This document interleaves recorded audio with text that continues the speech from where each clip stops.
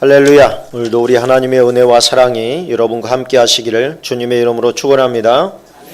오늘은 숨겨진 영웅 시리즈 25번째 시간으로 애굽 소년이란 제목으로 은혜를 나누고자 합니다. 애굽 소년이 왜 영웅인가? 애굽 소년은 우리를 닮았습니다. 하나님께서는 아말렉을 하나님의 원수로 그렇게 생각을 하셨는데, 하나님의 원수 그러면 떠오르는 게 사탄이지요. 이 아말렉 사람의 종으로 있던 애굽 소년, 이게 우리의 모습 아닙니까? 우리 이방인이고, 그런데 사단의 종노릇하고 있는 거예요. 사단에게 매여서 사단이 시키는 대로 하나님의 사람들을 공격합니다. 공격하고 그 마을에서 사람들을, 또 짐승들을, 모든 것을 약탈하고 그렇게 도망갔는데, 쓸모가, 병들으니까 쓸모가 없어서 버림을 받았습니다. 아말렉 사람의 종이었는데 이제 그 아말렉 사람이 많은 종들과 노예들을 얻게 됐잖아요. 그러니까 이제는 너는 필요 없다. 그러고서 버려버린 거예요. 병들으니까. 병들어서 이제 그 광야 가운데 누가 자기를 보살펴 줄 사람도 없고 양식도 없어서 꼼짝없이 병들고 굶어 죽게 됐습니다. 그런데 이 다윗의 사람들이 그곳에 왔어요. 와서 그 사람을 먹이고 기력을 회복시켜 줍니다. 그랬더니 이 사람이 네가 누구냐 이렇게 묻죠. 그러니까 얘가 그 아말렉 사람들 틈에서 버려진 종이라는 걸 모르는 상태였어요. 네가 누구냐 그랬더니 나는 아말렉 사람의 종이고 원래 애굽 사람이었는데 아말렉 사람의 종 노릇을 하다가 지금 내 주인이 내가 병드니까 나를 버려서 내가 꼼짝없이 죽게 되었었습니다. 이렇게 이제 이야기를 하는 거예요. 그래서 우리 마을이 공략을 당했는데 혹시 그거에 대해서 아는 게 있냐 물어봤더니 그거 저희가 한 겁니다. 우리가 한 겁니다. 그렇게 얘기를 하는 거예요. 그래, 그렇다면 그들이 어디로 갔는지 우리에게 알려줄 수 있냐? 그럼 당신이 만약에 나를 죽이지도 않고 이제 볼장다박 이게 알려주면 거기 도착하면 이제 필요 없다고 죽이거나 아니면 내 주인에게 타협점을 얘기해서 나를 다시 내 주인에게 돌려보내지 않는다고 하나님의 이름을 걸고 내게 맹세해라. 그러니까 이 사람은 지금 이스라엘의 성품을 아는 거예요. 뭐예요? 여호와의 이름을 걸고 맹세한 것은 반드시 지키더라. 이런 것을 안 것이지요. 우리가 하나님의 이름으로 기도하면서 약속한 것도 아무렇지도 않게 어기면 참 부끄럽지 않습니까? 이때만 하더라도 이 사람들은 하나님의 이름으로 맹세한 것은 지킨다는 것을 이방 나라 사람들도 알고 있었던 거예요. 알겠다. 그렇게 하겠다. 그랬더니 그러면 그곳으로 내가 인도하겠습니다. 그리고서 그곳까지 인도하는 거예요.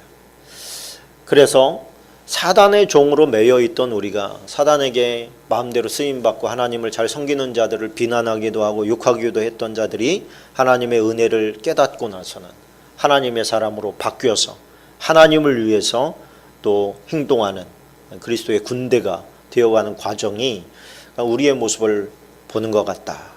그런 생각을 하게 됐습니다. 근데 이것은 참 우연히 만들어진 거잖아요. 의도하지 않게 영웅이 돼버린 거예요. 우리는 의도하지 않았는데 어느 순간에 내가 몹쓸 사람이 되어 있기도 하고 또 내가 의도하지 않았는데 어느 순간에 내가 막 영웅처럼 추대가 되기도 합니다. 내 모습은 바뀐 게 없는데 나의 어떤 작은 행동이 큰 어떤 변화를 가져오는 거죠. 이게 왜 그렇습니까? 하나님이 그곳에 함께 하시기 때문입니다. 그런데 이 과정까지 이 애굽 소년이 드러나기까지 이게 하나님의 타이밍이 기가 막힌 거예요. 역시 하나님은 하나님이에요. 어쩌면 이 시간에 그곳에서 그를 만나게 하는가.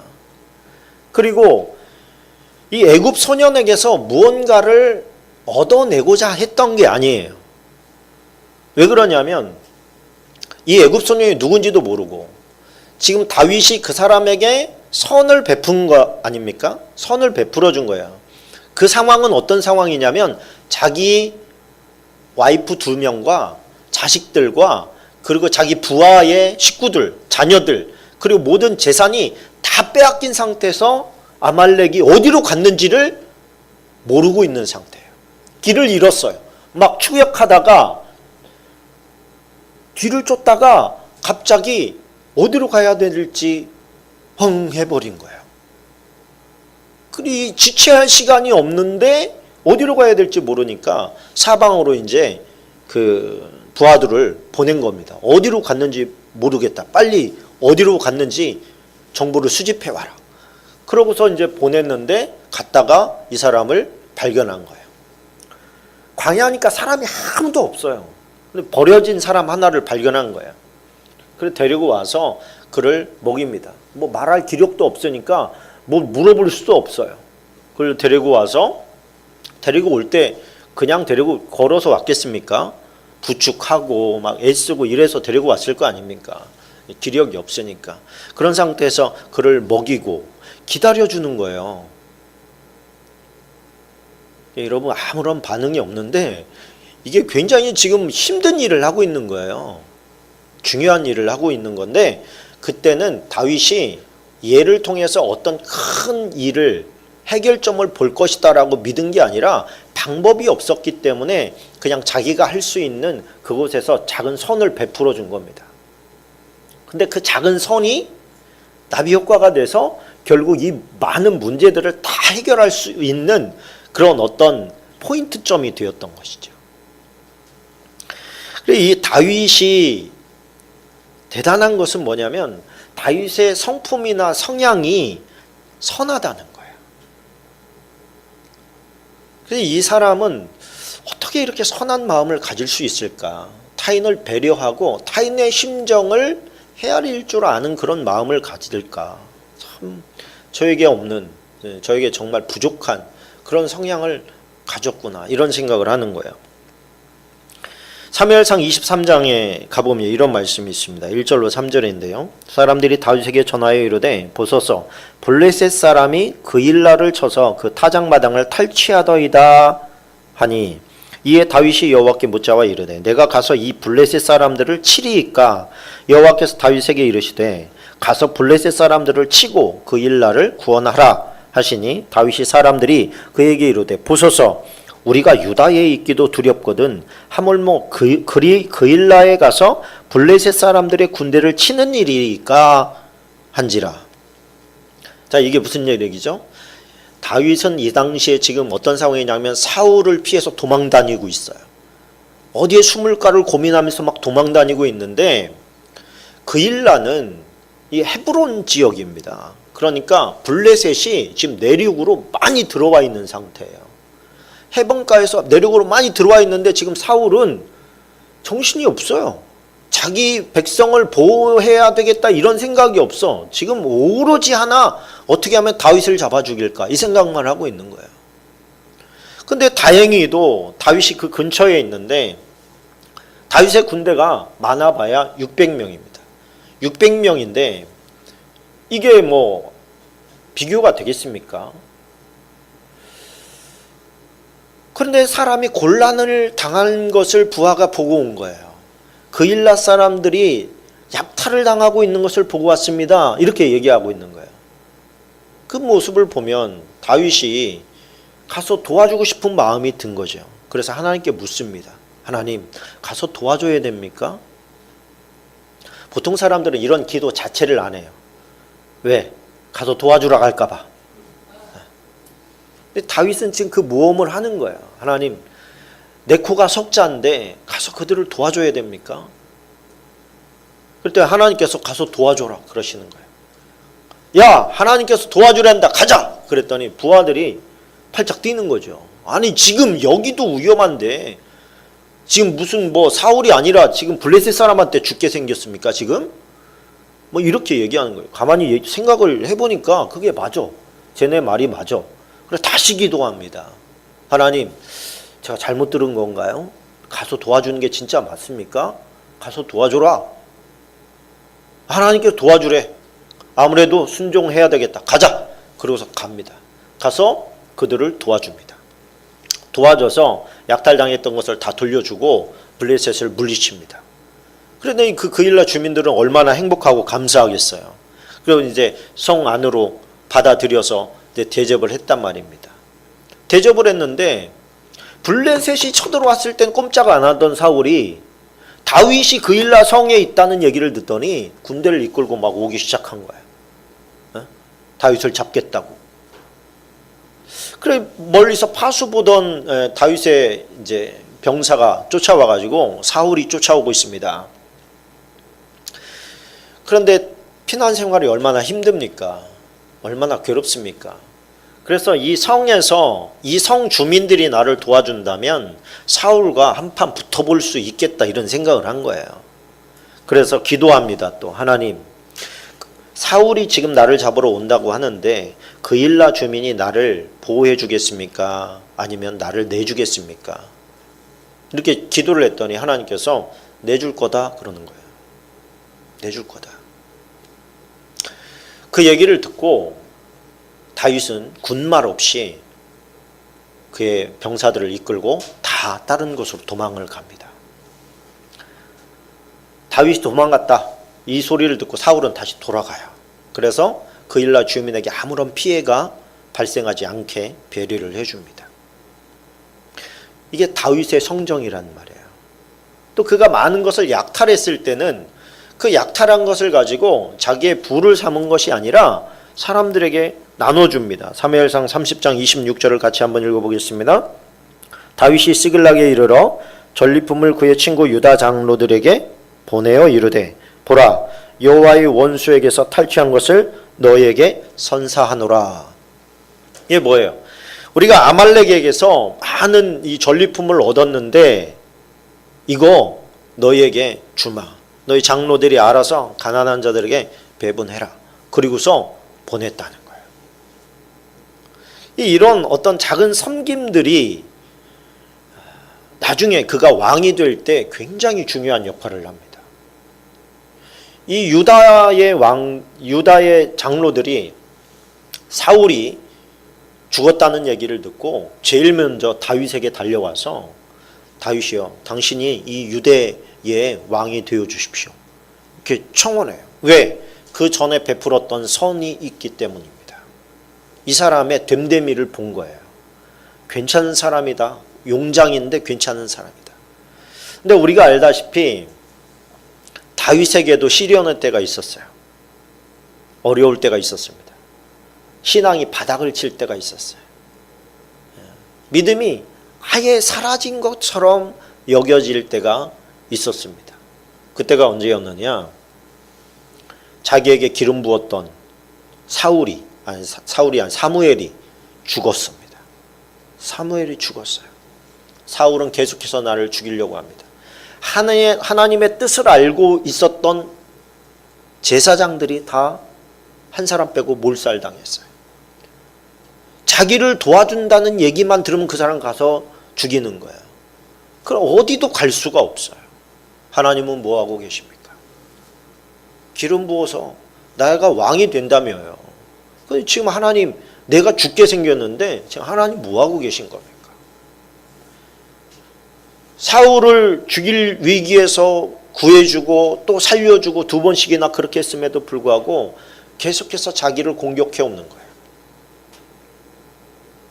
인생을 바둑에 비유하지 않습니까? 바둑에 비유하는데 뭐 하나 치명적인 악수를 두면 완전히 판이 바뀌어버리는 거예요. 다윗에게 있어서 가장 악수를 둔 게 있다. 그렇다면 그 악수가 뭐냐면 블레셋 땅으로 망명한 겁니다. 왜 그럼 블레셋 땅이냐? 블레셋과 이스라엘은 천천지 원수거든요. 그러니까 내가 블레셋으로 가면 사울이 나를 못 따라올 거다. 하도 지겨우니까. 그렇게 생각을 하고 블레셋으로 도망을 간 겁니다. 망명을 떠난 겁니다. 사울이 죽인 자는 천천히요, 다윗이 죽인 자는 만만이라. 이런 맹장이 자기에게 왔어요. 블레셋의 한 지역의 분봉 왕이었던 지역 왕이었던 아기스가 다윗의 망명을 받아들입니다.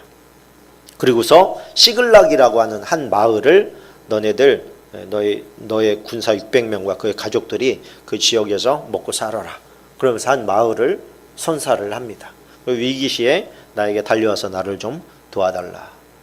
다윗도 오케이 하고 이제 그 시글락에서 살기 시작하는 거예요. 그런데 이 당시부터는 블레셋으로 망명하는 순간부터는 다윗이 기도하지 않습니다. 기도한 흔적이 나오지 않아요.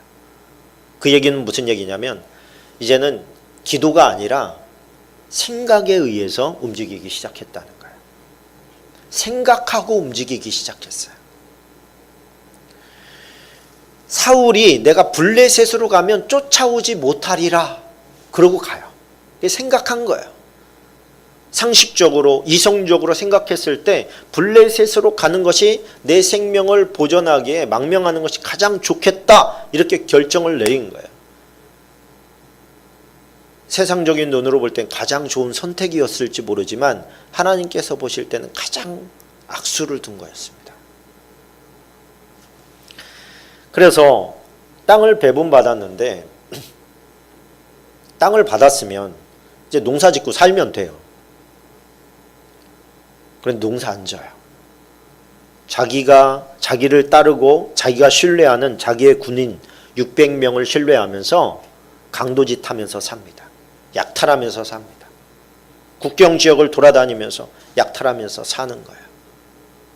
어떤 게 느껴집니까? 될 대로 되라. 될 대로 되라. 그러니까 하나님으로부터 우리가 그 연결된 영적인 끈을 놓는 순간에 될 대로 되라 인생이 되어버려요. 하나님께 기도해도 안 되고 안 해도 안 된다면 뭐해로 노력을 하겠냐 이런 생각이 우리에게 드는 것이죠. 이 시대 가운데 많은 사람들이 기도줄을 놓는 이유가 그겁니다. 기도해도 안 되더라. 기도해도 안 되고 내가 원하는 거 반대로 되더라. 그런데 뭐해로 기도하냐. 기도가 하나님의 뜻을 구하는 기도가 아니라 내 소원을 이루는 도구로 사단은 자꾸만 전락시켜버리는 거예요. 그러니까 우리가 돌아가야 될 본질은 뭐냐면 하나님의 뜻은 무엇입니까? 하나님의 뜻이 무엇인지 알면 내가 그대로 행하겠습니다. 다윗처럼 머릿속에선 거기 가면 안 되는데 하나님이여 기도했더니 하나님 가래. 그럼 내가 순종하겠습니다. 이것이 기도인데 기도의 핀트를 약간만 바꿔서 나 왕 언제 시켜줄 건데요. 이렇게 바뀌어버리면 그때부터 변질이 시작되는 거예요. 사무엘상 27장 6절에 보니까 아기스가 그날에 시글락을 그에게 주었으므로 시글락이 오늘까지 유다 왕에게 속하니라. 사울은 못 따라왔습니다. 근데 더 큰 문제가 생겼습니다. 어떤 문제가 생겼느냐? 블레셋과 이스라엘이 전쟁이 벌어진 거예요. 전쟁이 벌어진다. 진군한다. 블레셋이 먼저 칩니다. 군대를 소집합니다. 아기스가 군대 데리고 와라. 그래도 어떻게 합니까? 다 데리고 갔지요. 딱 데리고 출전을 했어요. 한 3일 걸려서 이제 출전하는 곳까지 딱 갔는데 그곳에 있는 사람들이 얘는 이스라엘 사람 아니냐. 얘 데리고 나갔다가 만약에 이스라엘과 한편 먹으면 우리 어떻게 되는지 모르냐? 이 사람 못 나간다? 이렇게 된 거예요. 근데 여러분 그런 결정을 하기 전까지 다윗의 심정을 한번 생각을 해보세요. 심정을. 그 나라의 왕으로 부름받았고 기름 부음을 받았는데 그 나라 백성을 이제 죽여야 되는 상황이 벌어졌어요. 자기 백성을 죽여야 돼. 상황이.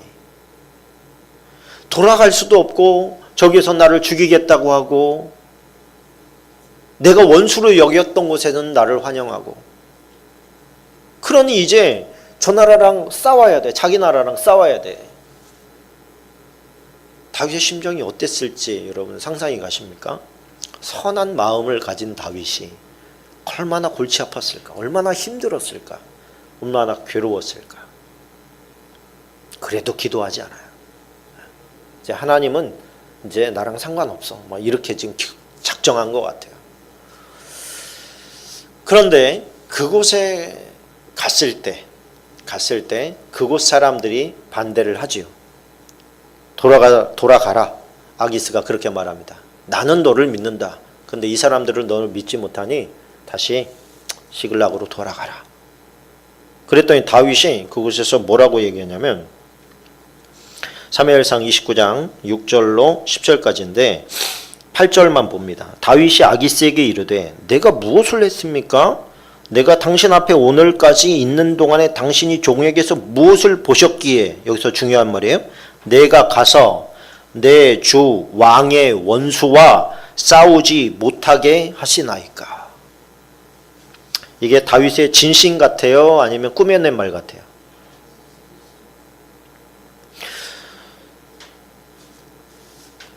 전 이게 꾸며낸 말이라고 생각을 했는데 그 상황을 가만히 보니까 진심이에요. 이제는 다 끝내버리고 싶은 거예요. 그래서 진짜로 사울과 요나단과 전쟁을 하겠다는 거예요. 전쟁 한번 하려고 내가 굳세게 맘먹고 왔는데 내가 무슨 잘못이 있어서 나를 돌려보낸다는 겁니까? 이렇게 지금 반문하는 겁니다. 이렇게 사람이 마음이 부서질 수 있다는 거예요. 사람의 마음이라는 게 강한 것 같아도 너무 약해요. 너무 부족합니다. 쉽게 망가집니다. 이게 사람의 마음이라는 거예요. 그런데 그 상황에 있으니까 지금 시글락에서 무슨 일이 벌어지는지 모르는 거죠. 근데 시글락에서는 지금 어떤 일이 벌어지고 있어요? 자기의 처자식들이 지금 약탈당하고 있는 거예요. 모든 재산이 다 약탈당하고 있는 거예요. 마을이 지금 난장판인 거예요. 근데 이쪽에서 알아요, 몰라요? 몰라요. 근데 지금 이 상황을 지금 누가 만드신 거예요? 하나님이 만들어 주신 거예요. 뭐 하라고? 빨리 돌아가서 구하라고. 그것까지 다 끝장나 버리면 이제 다윗이 뭔가를 딛고 일어날 만한 아무것도 없다는 것을 아시니까 하나님께서. 그러니까 우리는 시까맣게 모르고 있어도 하나님은 일하고 계신 겁니다. 우리는 망각하고 있어도, 우리는 아무것도 몰라도 하나님은 일하고 계신 거예요. 그곳에서. 그래서 3일 걸려서 또 돌아옵니다. 3일 걸려서 돌아왔더니 다윗과 그의 사람들이 사흘 만에 시글락에 이른 때에 아말렉 사람들이 이미 네겝과 시글락을 침노하였는데 그들이 시글락을 쳐서 불사르고, 이미 시글락이 어떻게 됐어요? 난장판이 되어버린 겁니다. 식구들이, 부하의 식구들도 자녀들도 다 떠나버린 거예요. 그러니까 자녀들이 뭐라고 하냐면 백성의 자녀들 때문에 마음이 슬퍼서, 자녀들 때문에 마음이 슬퍼서 다윗을 돌로 치자 하니, 이 자기 군인들 말하는 거예요. 600명의 군인들이 다윗을 붙여칠 때 좋았는데 자기 처자식들이 지금 끌려간 거예요. 그러면 여러분 어떤 생각이 들겠습니까? 어제 내 편이었는데 오늘은 원수가 된 거예요. 그 군인들이 다윗이 그렇게 믿고 그들을 신뢰하고 내가 믿을 건 내 군인들밖에 없다, 너희들밖에 없다 그러면서 맨날 같이 약탈당했던 그가 자기를 돌로 치려 죽이려고 하는 거예요. 지금 다윗이 크게 다급하였으나 그의 하나님 여호와를 힘입고 용기를 얻었더라. 그들이 그렇게 원망하는, 자기가 믿고 신뢰했던 사람들이 자기를 대적해서 죽이겠다고 뒤바뀌는 그 순간에 다윗은 누가 생각나냐면 하나님이 생각났어요. 내가 믿었던 사람들이 나를 죽이려고 하는구나. 아이러니하게도 자기가 멀어졌고 포기했고 떠나버린 그 하나님이 그 시간에 떠오른 거예요. 그리고서 그 시간에 기도합니다. 하나님, 나를 좀 도와주십시오. 날 좀 도와주십시오. 그리고서 제사장을 부르지요. 제사장을 불러서 묻습니다. 내가 지금 적들을 따라가면 따라 붙겠습니까? 그랬더니 따라 붙을 거다. 되찾을 수 있겠습니까? 되찾을 수 있을 거다. 그리고서 출발합니다. 잃어버렸던 하나님을 그제서야 다시 부르기 시작해요. 하나님께서 막 즉각 말씀하시는 거예요. 왜? 하나님 기다리셨거든. 다윗아, 너 언제 기도의 자리로 돌아올래? 하나님께서 막 돕는 것이 느껴져요. 막 느껴지는 거예요. 근데 문제가 생겼어요. 뭐냐면 아말렉이 언제 왔다 갔는지를 모르겠는 거예요. 어느 길로 갔는지를 몰라요. 그렇죠? 이미 들어갔으면, 성 안으로 들어갔으면 어려운 게임이 되는 겁니다. 어느 길로 갔는지도 모르는 거예요. 따라가겠으면 미치겠습니까? 그렇다. 그래서 출발을 했는데 중간에 길을 잃었어요. 흔적을 놓쳐버렸어요. 어떻게 해야 됩니까? 어떻게 해야 됩니까? 그때 발견한 게 이 애굽 소년이에요. 애굽 소년이 그에게 많은 정보를 제공해주고 그들로 인도합니다. 여러분, 우리는 이게 잘 와닿지 않습니다만 이 애굽 소년이 아말렉인들이 지금 많은 탈취물들을 누리면서 막 춤추고 난리를 부리고 술 먹고 뭐 이러고 있을 때 그 자리로 인도했다는 거예요. 이게 없으면 승리는 불가능한 거예요. 근데 지금 그 역할을 이 애굽 소년이 한 거예요. 근데 애굽 소년이 왜 했어요? 왜 마음이 열려요? 작은 선행 때문에 열렸다는 거예요. 다윗이 어느 지금 그런 상황입니까?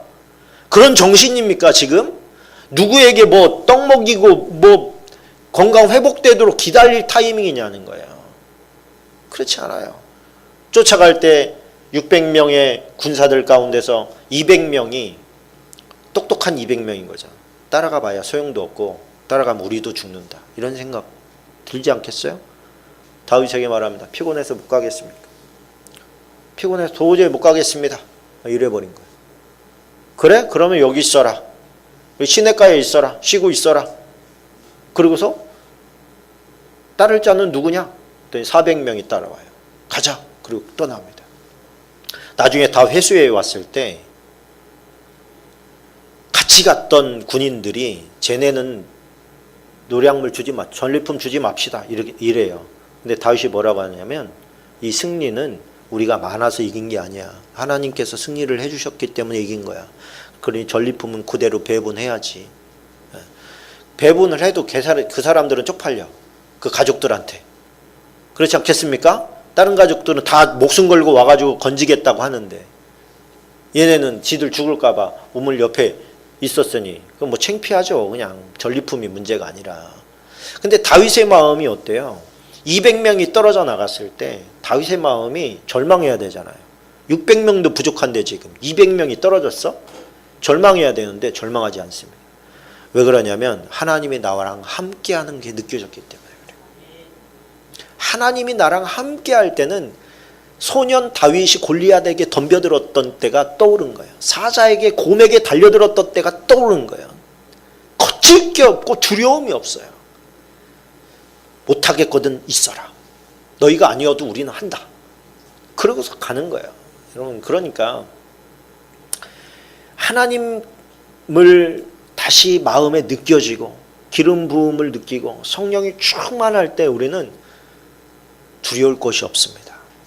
환경이 두렵지가 않아요. 우리가 기도하고 뭐 어려움이 있고 우겨쌈을 당할 때 왜 교회에 와서 기도합니까? 왜 기도의 자리로 갑니까? 기도할 때 하나님께서 충만하게 부어주시고 충만하게 부어주시면 두려울 게 없어지기 때문에 그래요. 걱정이 없어져요. 다시 교회 문 밖에 나가면 다시 들어오긴 하지만 우리는 계속 기도하는 거예요. 기도로 하루하루를 버텨나가는 거예요. 다윗은 그야말로 대승을 거둡니다. 여러분, 약대를 타고 낙타를 타고 도망간 400명 외에는 다 죽었대. 그러니까 낙타를 타고 도망간 사람들이라는 것은 레벨이 있는 사람들이라는 거예요. 나머지는 보병들인데 보병들은 다 죽었대. 도망간 사람이 400이야. 근데 지금 몇 명이에요? 400명이 400명. 그러니 이게 뭐 엄청난 승리를 한 거죠. 그래서 다 모든 것을 회수해 오는데 이 아말렉 애들이 오면서 다른 동네도 다 침략했잖아요. 거둬들인 이 전리품이 어마어마한 거예요. 그걸 어떻게 해요? 유대에 있는 장로들에게 보냅니다. 우리가 전리품을 많이 얻었다. 소득이 갑자기 많이 늘어났다. 그러니 이거를 가지고 선한 곳에 써라. 그래서 막 보냅니다. 이게 다윗의 성품이고 인성이죠. 참 마음에 감동이 있었던 건 뭐냐면 내가 다윗이라면 이 정신 없을 때 그 죽어가는 한 병들어 죽어가는 한 사람에게 이런 관심을 가질 수 있을까라고 하는 거였어요. 어려운 일이더라고요. 어려운 일이었습니다. 작은 선이 나비 효과가 돼서, 나비 효과라는 게 뭐예요? 나비의 작은 날개짓이 시간이 가면서 태풍을 만든다는 뜻이에요. 저 태평양을 건너가면서 엄청난 태풍이 돼서 휘몰아치는 이런 일이 벌어지는 게 나비 효과예요. 작은 몸짓에 지나지 않았는데 그것이 결국에는 큰 하나님의 역사를 불러오는 그런 기회가 되더라. 그래서 하나님께서 옛날 한 모습이 이렇게 떠오르게 하셨는데 제가 중학교 때였어요. 중학교 때 목사님이 교회 건축을 하자 그러셨어요. 교회 건축을 하자. 근데 뭐 성도들도 다 어렵고 힘드니까 안 움직이는 거예요. 목사님은 기도를 하는데 제 마음속에 헌금을 해야 되겠다 이런 생각이 드는데 중학생이 무슨 헌금이 있습니까? 돈이 있습니까? 그래서 그냥 1,000원, 2,000원 한 거예요. 매주 1,000원, 2,000원 내 용돈을 이제 쪼개가지고 그걸 한 거예요. 지금 생각을 해보니까 기특했어요. 그렇지 않습니까? 그 형님이 작은 부식점을 했는데 거기 설거지하고 500원씩 받아가 그거 모아가지고 조금씩 헌금한 거예요. 근데 그 당시에는 목사님이 이렇게 강대상에서 설교한 사람을, 아니, 설교가 아니라 이 헌금한 사람을 읽어주셨습니다. 뭐 누가 11조하고 누가 감사헌금하고 뭐 이런 것들을 읽어주는데 제 이름이 계속 나온 거예요. 이제 건축헌금이라고 나온 거예요. 건축헌금인데 1,000원이야. 나온 거예요. 근데 이제 저는 얼마를 했는지 아니까 이제 부끄럽죠. 그런데 2, 3주가 되니까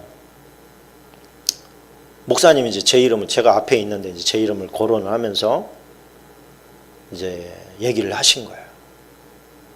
유선태도 하는데 여러분들 좀 해야 되지 않겠습니까? 그래서 자극을 받았는지 어쨌는지 하여튼 그 다음부터 예물들이 나오기 시작하고 교회가 건축이 됐습니다. 그 건축할 때도 정말 몸 담아서 맨날 학교 끝나면 공부한 게 아니라 벽돌 날랐어요. 토요 예배 잠깐 예배 드리고 막 이 학생부들이 맨날 벽돌 날랐어요. 벽돌 날르고. 그래서 그 교회는 참 정이 많이 갔어요. 지금 이제 그것도 허물어지고 더 크고 이제 아름다운 예배당으로 이렇게 가꿔졌는데 엊그저께 가서 뵙고 왔습니다. 그때의 기억이 나는 거예요. 작은 몸짓이라는 게 그런 거구나. 나는 힘이 없어요, 그렇죠? 나는 이 힘이 없어. 그거 뭐 그런데 그것이 나비 효과가 되는 거예요. 나비 효과가. 다윗을 볼 때 결국에 이 나비 효과들이 모여서 다윗을 위대하게 만든 게 아닐까 이런 고민을, 이런 생각을 하나님께서 주시는 것이죠. 그러면서 떠오른 말이 지극히 작은 것에 충성된 자는 큰 것에도 충성되고 지극히 작은 것에 불의한 자는 큰 것에도 불의하니라. 아멘이십니까? 그래 하나님께서는 우리가 뭐 어떤 일을 맡기면 하나님 내가 최선을 다해서 할게요가 아니라 작은 일에 최선을 다하는 모습을 보고 큰 일을 맡기신다는 거예요. 다윗이 양치는데 최선을 다하는 모습을 보고 이스라엘의 백성들을 치게 만드셨다는 거예요. 그런 모습들을 우리가 보면 그래, 나에게 맡겨진 게 무엇이든 내가 할 수 있는 게 어떤 거든 얼마나 작은 일이든 내가 그것을 좀 감당해야 되겠다. 내가 그 선을 이루어야 되겠다. 하나님 앞에 기쁨이 되어야 되겠다. 주인이 이르되 잘하였다. 착한 종이여. 내가 지극히 작은 것에 충성하였으니 여울 고울 권세를 차지하라. 이게 하나님의 성품이더라는 거예요. 그러니까 우리가 작은 말, 작은 행동, 작은 선, 반대로 하면 작은 악, 작은 거짓, 이런 거에 대해서 우리가 민감하게 반응할 때 하나님께서 보실 때는 그 모습 자체가 귀한 거예요. 어린아이가 작은 거 하나에 열심하는 모습을 보면서 그의 가능성을 보듯이 하나님 앞에서 우리의 모습이 다윗처럼 그저 연약한 자에게 베풀어주는 작은 선이 나중에 어떤 일이 벌어집니까? 모든 잃어버렸던 것을 다 찾게 만든과 동시에 헤브론에서 유대의 왕으로 등극되는 일이 이 작은 사건으로 말미암아 이루어지더라는 거예요. 우리는 큰 그림을 못 봅니다. 그죠? 큰 그림을 못 봅니다. 미래의 일도 모르고 내가 안 보이는 저쪽에서 무슨 일이 벌어지는지도 몰라요. 근데 내가 할 수 있는 여기에서의 최선이 뭔가 이것만 생각하면 됩니다. 하나님께서 나를 보시고 작은 일에 충성하고 있냐고 질문하고 우리가 오케이, 그렇습니다 주님, 난 지금 열심히 하고 있습니다. 나의 작은 날개짓이 하나님의 손에 들려지면 아름답게 열매 맺게 될 줄로 믿습니다. 우리 이 시간에 함께 기도하기를 원합니다.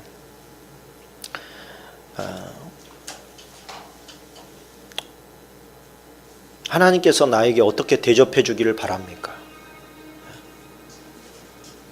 네가 어떻게 대접하느냐에 따라서 나도 너에게 그렇게 해주겠다, 그렇게 말씀하십니다. 우리는 작은 선, 하나님께서 기뻐하시는 작은 일들이 우리는 알고 있지 않습니까? 우리가 할 수 없는 것을 하나님께서 요구하시겠습니까? 우리가 할 수 있는 작은 선들을 하나님 앞에 내어드릴 때 하나님께서는 그것이 애굽 소년처럼 나비 효과가 되어서 하나님의 나라와 그의 영광을 위해서 존귀하게 아름답게 쓰여지게 되는 귀한 사람으로 세워주실 것을 믿습니다. 우리 함께 기도할 때에 하나님 작은 일이라도 업신여기지 않고 최선을 다하고 충성할 수 있는 마음 주시라고, 또 나비 효과를 만드시는 하나님을 우리가 믿고 신뢰하게 해달라고 우리 함께 기도하겠습니다.